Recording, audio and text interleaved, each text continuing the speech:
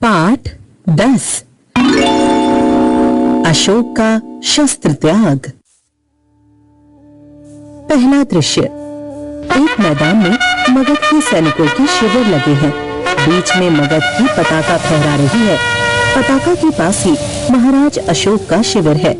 संध्या बीत चुकी है। आकाश में तारे चमकने लगे हैं। शिविरों में दीपक जल गए हैं। अपने शिविर में अशोक टहल रहे हैं। उनके मुख पर चिंता की छाया है। वे कुछ सोचते हुए आसन पर बैठ जाते हैं। अशोक, स्वतः आज 4 साल से युद्ध हो रहा है।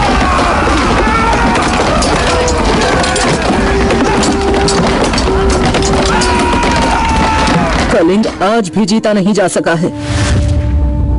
दोनों ओर के लाखों आदमी मारे गए हैं, लाखों घायल हुए हैं, पर हम आज भी असफल हैं। क्या होगा परिणाम? द्वारपाल सिर झुकाकर, राजन, संवाददाता आना चाहता है। अशोक, आने दो। संवाददाता प्रवेश कर।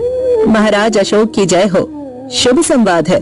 गुप्तचर समाचार लाया है कि कलिंग के महाराज लड़ाई में मारे गए हैं। अशोक प्रसन्नता पूर्वक, मारे गए हैं तो मगध की विजय हुई है, कलिंग जीत लिया गया है। संवाददाता चुप रहता है। अशोक, बोलते क्यों नहीं हो तुम? चुप क्यों हो? संवाददाता धीरे से, क्या बोलूं महाराज, कलिंग दुर्ग के फाटक आज भी बंद हैं। फिर किस मुंह से कहूं कि कलिंग जीत लिया गया है? अशोक उत्तेजित होकर, कलिंग के फाटक आज भी बंद हैं? संवाददाता, हाँ महाराज, कलिंग के फाटक आज भी बंद हैं। अशोक उत्तेजित होकर खड़े होते हुए, बंद है तो खुल जाएंगे। जाओ, जाकर सेनापति से कह दो कि कल सेना का संचालन मैं स्वयं करूंगा। कल या तो कलिंग दुर्ग के फाटक खुल जाएंगे या मगध की सेना ही वापस चली जाएगी। जाओ। हाथ से जाने का संकेत करते हैं। दूसरा दृश्य, दूसरे दिन प्रातःकाल का समय। शस्त्र सज्जित अशोक घोड़े पर हैं। उनके पास उनका सेनापति है। सामने कलिंग दुर्ग है जिसके फाटक बंद हैं। अशोक, मेरे वीर सैनिकों, आज 4 साल से युद्ध हो रहा है, फिर भी हम इस कलिंग को जीत नहीं पाए हैं। उसके किसी दुर्ग पर मगध की पताका नहीं फहरा रही है। कलिंग के महाराज मारे गए हैं। उनके सेनापति पहले ही कैद हो चुके हैं, फिर भी कलिंग आत्मसमर्पण नहीं कर रहा है। आओ, आज हम मातृभूमि की शपथ लेकर प्रण करें कि या तो हम कलिंग के दुर्ग पर अधिकार कर लेंगे या सदा के लिए मृत्यु की गोद में सो जाएंगे। सब सैनिक तलवार खींचकर, मगध की जय, महाराज अशोक की जय। सहसा दुर्ग का फाटक खुल जाता है। सब आश्चर्य से उधर देखने लगते हैं। उनकी तलवारें खींची की खींची रह जाती हैं। शस्त्र सज्जित स्त्रियों की विशाल सेना फाटक के बाहर निकलने लगती है। सेना के साथ पुरुष वेश में एक वीरांगना है जो सैनिक के वेश में साक्षात चंडी सी दिखाई देती है। यह कलिंग महाराज की लड़की पद्मा है। स्त्रियों की सेना अशोक की सेना से कुछ दूरी पर रुक जाती है। अशोक के सिपाही मंत्रमुग्ध से देखते रह जाते हैं। अशोक भी चकित रह जाते हैं। पद्मा आगे बढ़कर अपनी सेना से, बहनों, तुम वीर कन्या, वीर भगिनी और वीर पत्नी हो। मुझे तुमसे कुछ नहीं कहना है। जिस सेना ने तुम्हारे पिता, भाई, पुत्र और पति की हत्या की है, वह तुम्हारे सामने खड़ी है। आज उसी से तुम्हें लोहा लेना है।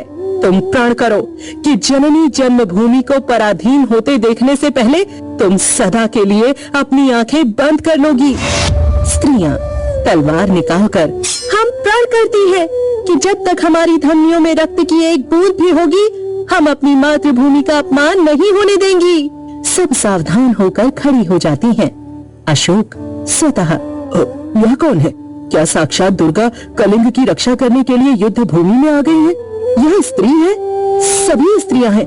क्या स्त्रियों से भी युद्ध करना होगा? क्या अशोक को स्त्रियों का भी वध करना पड़ेगा? ना ना, मैं स्त्री वध नहीं करूंगा। मुझे विजय नहीं चाहिए।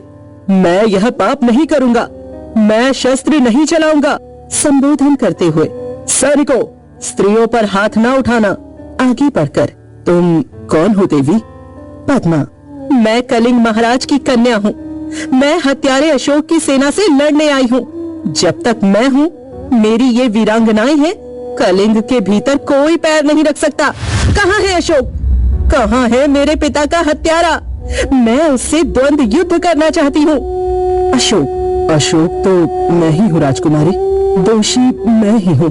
परंतु तुम स्त्री हो, तुम्हारी सखियां भी स्त्री हैं। मैं स्त्री पर शस्त्र नहीं चलाऊंगा। पद्मा, क्यों महाराज? अशोक, शास्त्र की आज्ञा है राजकुमारी। पद्मा, और शास्त्र की आज्ञा है कि तुम निरपराधियों की हत्या करो। शास्त्र की आज्ञा है कि तुम अपनी विजय लालसा पूरी करने के लिए लाखों माताओं की गोदे सूनी कर दो, लाखों स्त्रियों की मांग का सिंदूर पोंछ दो। फूंक दो उस शास्त्र को जो तुम्हें यह सिखाता है। मैं तुमसे शास्त्र सीखने नहीं, युद्ध करने आई हूँ। अपने सिपाहियों से कहो, तलवार उठाएं। कलिंग की स्त्रियां तुमसे कुछ नहीं चाहती, केवल युद्ध चाहती हैं। अशोक सिर झुका लेते हैं। पद्मा, सिर क्यों झुका लिया महाराज? मैं युद्ध चाहती हूँ, केवल युद्ध। आज आपके भीषण यज्ञ की पूर्णाहुति होगी। अशोक, बहुत हो चुका राजकुमारी, मैं अब युद्ध नहीं करूंगा। पद्मा, यह क्या महाराज? अशोक, अपने सैनिकों से, तुम भी अपनी तलवारें नीचे फेंक दो। आज से अशोक किसी पर आक्रमण करने की आज्ञा नहीं देगा। फेंक दो अपनी तलवारें। सब सैनिक अपनी तलवारें फेंक देते हैं। पद्मा आगे बढ़कर, मैं भुलावे में नहीं आ सकती महाराज। मैं तुमसे युद्ध करूंगी। मैं भूखी सिंहनी हो रही हूँ, मुझे अपने पिता का बदला लेना है। अशोक सिर झुकाकर, तो लीजिए बदला राजकुमारी। मैं अपराधी हूँ। जिस अशोक ने लाखों का सिर काटा है और जिस अशोक का सिर आज तक किसी के आगे नहीं झुका, वह आपके सामने नत है। काट लीजिए इस सिर को। मैं हथियार नहीं उठाऊंगा, मेरी प्रतिज्ञा अटल है। अशोक सिर झुकाकर खड़े हो जाते हैं। पद्मा, तो जाइए महाराज, स्त्रियां भी निहत्थों पर वार नहीं करेंगी। आप अपनी प्रतिज्ञा की रक्षा के लिए जीवित रहिए। पद्मा अपनी स्त्रियों की सेना के साथ दुर्ग में चली जाती हैं। तीसरा दृश्य, अशोक और उनके सभी सरदार पीले वस्त्र धारण किए हुए हैं। उनके सामने एक बौद्ध भिक्षु बैठे हैं। बौद्ध भिक्षु अशोक से, कहो, मैं प्रतिज्ञा करता हूँ कि। अशोक, मैं प्रतिज्ञा करता हूँ कि। बौद्ध भिक्षु, जब तक मेरे शरीर में प्राण रहेगा। अशोक, जब तक मेरे शरीर में प्राण रहेगा। बौद्ध भिक्षु, अहिंसा ही मेरा धर्म होगा। अशोक, अहिंसा ही मेरा धर्म होगा। बौद्ध भिक्षु, मैं सबसे प्रेम करूंगा और मेरी करुणा का सदा व्रत सबके लिए समान होगा। अशोक, मैं समान होगा। बौद्ध भिक्षु, प्रतिज्ञा करो कि जब तक जीवित रहूंगा अपनी प्रजा की भलाई करूंगा, सब प्राणियों को सुख और शांति पहुंचाने का प्रयत्न करूंगा, सब धर्मों को समान दृष्टि से देखूंगा। अशोक, मैं प्रतिज्ञा करता हूँ कि मैं शक्ति भर आपकी सभी आज्ञा का पालन करूंगा। बौद्ध भिक्षु, बोलो, बुद्धं शरणं गच्छामि, धम्मं शरणं गच्छामि, संघं शरणं गच्छामि। सभी, बुद्धं शरणं गच्छामि, धम्मं शरणं गच्छामि, संघं शरणं गच्छामि।